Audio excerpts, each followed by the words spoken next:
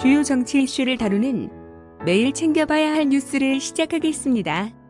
지금 보시는 사진은 신의 한수가 여론조사기관 공정에 의뢰해 지난 3월 21일 전국 18세 이상 1,060명을 대상으로 응답률 2.1%, 표본 오차 플러스 마이너스 3.0 신뢰 수준 95%, 조사 방법 무선 ARS 100% RDD 방식으로 정당 지지도를 조사한 결과 더불어민주당 42.2%, 미래통합당 26.8% 지지율 결과가 나왔고 어느 당도 지지하지 않는다는 무당층 응답률은 16.7%였습니다. 여론조사기관 공정은 나름 우파 친화적 조사기관인데 이런 결과가 나온 건 정말 충격적입니다. 미래통합당 관계자 여러분, 통합했다면서요? 그런데 왜 시너지 효과는 안 나타나는 거죠? 최근 발표된 정당 지지율을 보면 통합이라고는 하지만 통합이라는 이름에 걸맞게 시너지 효과를 전혀 견인해내지 못하고 있는 상황인데요. 이번 여론조사 결과를 본 미래통합당은 도대체 어떤 생각을 할지 모르겠습니다. 그동안 웰빙십 선비당이라는 비아냥 소리를 쳐듣고도 여전히 스펙에 머물러 있는 인물 선정 기준을 보면서 이번 4.15 총선 참 쉽지 않겠다는 생각이 드는 건 비단 나라의 TV뿐일까요? 좌파는 무식해도 철저히 지지층 결집을 위한 투쟁순으로 뽑는 데 반하여 우파는 투쟁 이력이 오히려 손해본다는 인식을 심어준 미래통합당과 미래한국당의 공천. 바로 이런 현상이 23일 오세훈 후보가 좌파 대진년 단체에게 선거운동 방해 행위까지 당했는데도 우파 중 그 누구 하나 나서주지 않고 있는 실정으로 이어지고 있는 겁니다.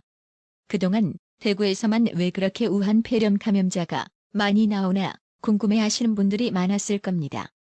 그런 의혹을 해소해줄 소식입니다. 방역당국이 우한 코로나 감염증 감염원이나 감염 경로 조사에 대해 대구 지역 등을 중심으로만 실시하고 나머지 지역은 거의 실시하지 못하고 있는 실정이라고 밝혔습니다. 아울러 지역사회 감염이 확산되면서 감염원이나 감염 경로 확인보다는 추가적인 전파 확산을 차단하기 위해 접촉자 등을 조사하는 데 집중하고 있다고 강조했습니다. 해당 소식에 온라인 누리꾼들은 기막혀 했습니다. 송은, 거봐, 다른 지역들은 대구처럼 검사를 안 하니 안 나왔던 거지라며 일침을 가했고 크자이포는 그러니 맨날 대구 신천지 이것만 포커스화돼서 기사가 나오지 에휴라고 힐난했으며 LOVC는 이제는 오히려 대구가 안전할걸?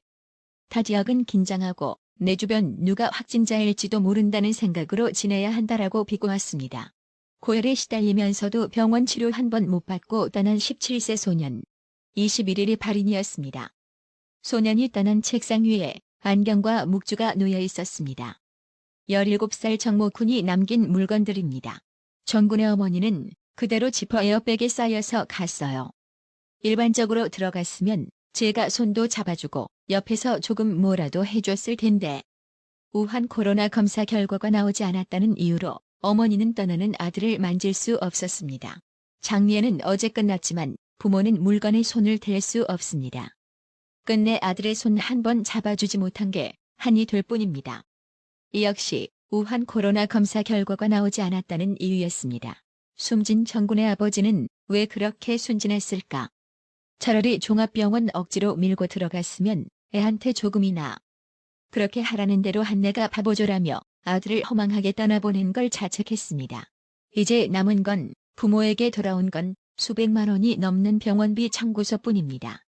10번 넘는 검사에서 우한 코로나가 아니라는 이유로 비용을 모두 부담해야 합니다. 소년을 가르친 선생님도 청와대 국민청원에 글을 올렸습니다. 서로 떠넘기기만 하는 제자의 억울한 죽음에 대해 국가가 책임지라고 호소했습니다. 온라인에선 정군 외에도 코로나 환자에 밀려 제대로 치료를 받지 못하고 있다는 글들이 쏟아지고 있습니다. 이른바 질병 사각지대에 놓인 환자들을 어떻게 치료할지 정부가 지침을 내놔야 한다는 목소리가 커지고 있습니다. 해당 소식을 전해들은 온라인 누리꾼들은 우한 코로나가 아니라면서 왜 소년을 지퍼 에어백에 쌓인 채 장례를 치르게 하느냐고 의구심을 자아내며 분노했습니다. 한 네티즌은 지퍼 에어백에 싸서 갔다면서요. 코로나 음성이라면서 왜 싸고 가나요? 마스크 사려다가 꽃도 못 피운 아이가 안타깝게 죽었어요. 치료도 못 받고.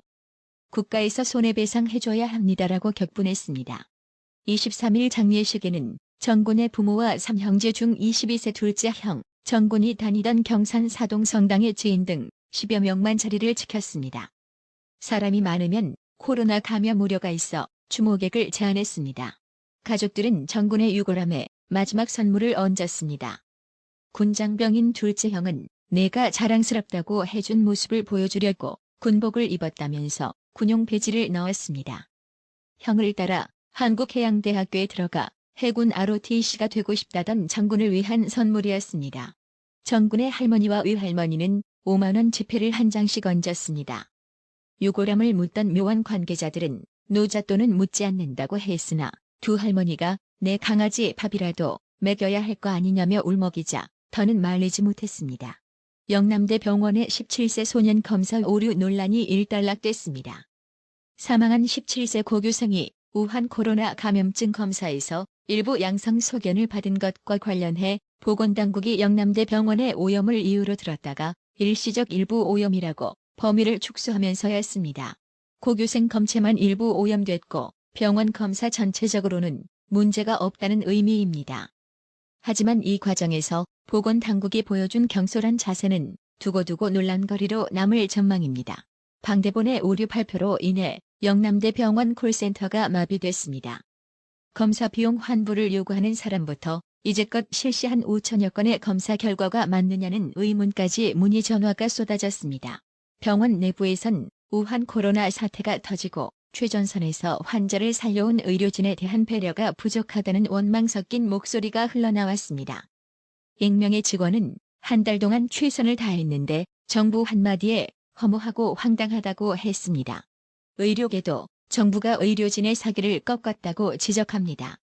최재욱 고려대 의대 예방의학과 교수는 이틀 조사하면 나올 결과인데 브리핑에서 확증 없이 공개적으로 병원 문제를 지적했다며 합리적 의심이라는 표현을 하며 코로나로 힘겹게 싸우는 의료진의 자존심과 사기를 짓밟았다고 말했습니다. 방대본의 초기 발표가 정치적 고려에서 나왔다는 의구심도 제기됐습니다. 최재욱 교수는 17세 사망자가 사회적 이슈가 되니 정부가 코로나 딱지를 떼고 음성 판정을 내리고 싶은 정치적 판단에 병원에 대한 배려를 못한 것 같다며 A군 주치의가 다양한 검사를 통해 코로나를 의심했다고 들었다. 양성, 음성 판정은 지금도 전 세계적으로 주치의가 최종 판단하는 게 지침인데 A군의 경우 주치의와 의논 없이 정부가 결론을 내렸다. 정부가 이를 빨리 잠재우고 싶어 했다는 의심을 지울 수 없는 이유라고 했습니다. A군의 부모는 앞서 중앙일보와의 인터뷰에서 어찌됐든 우리는 주치의 선생님을 믿었고 최선을 다해주셔서 감사하다고 했습니다.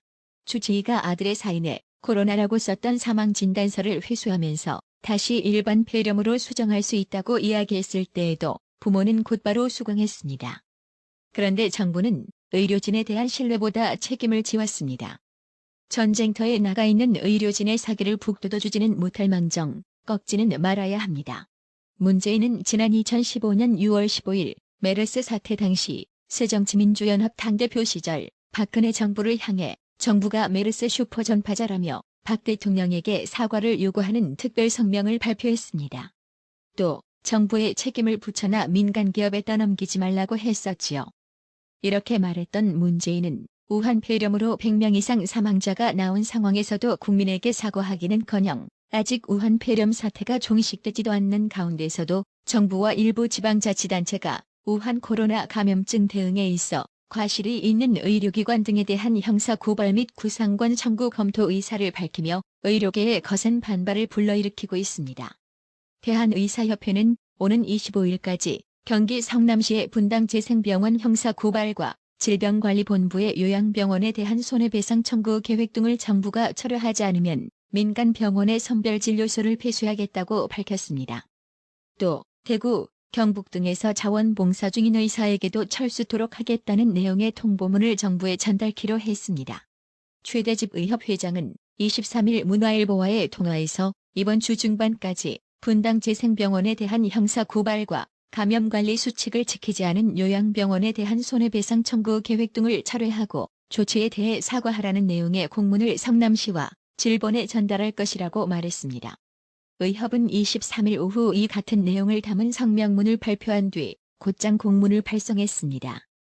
최대집 회장은 우한 코로나 감염증 검사 오류가 발생한 영남대 병원도 그렇고 분당 재생병원도 그렇고 실수나 과오가 있을지는 모르지만 고의로 저지른 부분은 전혀 없다며, 그런데 마치 명단 누락 등이 의도적인 것처럼 책임을 물으려 하고 있다고 지적했습니다. 최대집 회장은 지금 과오나 실수 등 책임을 묻는다면 중국발 입국 제한을 초기에 하지 않는 등 총체적 방역 실패를 한 정부가 가장 큰 책임을 져야 할 것이라고 덧붙였습니다. 그러면서 수요일 정도까지 각종 조치에 대한 분명한 철회와 사과가 없다면 민간 의료기관의 선별진료소 운영 중단을 추진하고 지역의사회와 협의해 대구, 경북의 자원봉사 중인 다수 의사의 전면 철수를 권고할 것이라고 말했습니다. 최대집 회장은 현장에서 환자를 직접 보고 온갖 위험을 무릅쓰며 사투를 벌이는 의사와 의료진에 대해 고발 조치까지 운운한다면 누가 진료를 하려고 하겠느냐고 반문했습니다. 해당 소식에 온라인 누리꾼들은 내 이럴 줄 알았다. 잘하면 정부가 잘한 거고 못하면 의료진 탓으로 몰고 갈 줄 알았지. 목숨 걸고 질병과 싸우는 분들께 책임을 전가하지는 말아야 한다는 반응을 보이며 의료계의 반발을 옹호했습니다. 얼마 전 코로나라는 이름을 붙인 추경 예산에 전국 초등학생에게 4개월간 양육지원금 명목으로 월 10만 원씩 총 40만 원어치 상품권을 지급한다는 내용이 있었습니다. 그런데 말이죠. 전 세계가 우한 코로나 감염증 백신 개발에 수조 원을 투자하는 가운데 문재인 좌파 정권에서의 백신 개발 지원금은 프로젝트 건당 1억 원에 불과한 것으로 나타났습니다. 최소 200억 원이 드는 항체 치료제 개발에도 4억 8,800만 원의 지원금이 책정됐습니다. 민간 기업의 자발적인 참여를 이끌어내기에는 터무니없이 적은 금액이라는 지적이 나옵니다. 질병관리본부는 지난 18일 우한 코로나 백신을 개발할 국책과제 대상자로 SK바이오사이언스를 선정하고 1억 원의 연구비를 지원키로 했습니다. 부가가치세를 포함한 액수입니다. 질본은 백신 개발 과제 2건에 대해 입찰을 받았습니다. 합성항원의 백신과 바이러스 전달체를 이용한 백신입니다. 합성항원 백신에 1억 원, 바이러스 전달체를 이용한 백신에는 1억 5천만 원이 지원됩니다. 그러나 바이러스 전달체 백신에는 지원자가 없어 사업자를 선정하지 못했습니다. 개발 난이도가 높고 비용이 많이 드는 데다 정부 지원금으로는 연구를 수행하기 어렵기 때문입니다. 진짜 문재인 좌파 정권이 우한 코로나를 극복할 의지는 있는지 의문스럽습니다. 해당 소식에 온라인 누리꾼 7천여 명 이상이 환하요를 클릭하며 재난지원금 필요 없다. 돈은 백신 및 치료제 개발, 향후 발생될 수 있는 전염병 연구에나 투입해라. 당장 눈에 띄는 가시적인 정책으로 정권 홍보에만 몰입하는 모습이네요. 국가의 미래나 산업 성장에 초석 놓기 같은 장기적인 건 관심받기라고 보는 것 같아요. 한심하네요라고 분노했습니다. 강문영님, 어려운 시기에 항상 정기적으로 구독료 후원해주셔서 너무 감사드립니다. 도움 잊지 않겠습니다. 나라의 TV는 보다 더 양질의 컨텐츠를 생산하기 위해 자발적 구독료를 후원 형식으로 받고 있으니 많은 성원 부탁드립니다. 구독 그리고 알람 설정, 뉴스 영상 내용이 좋았다면 좋아요를 클릭해주세요.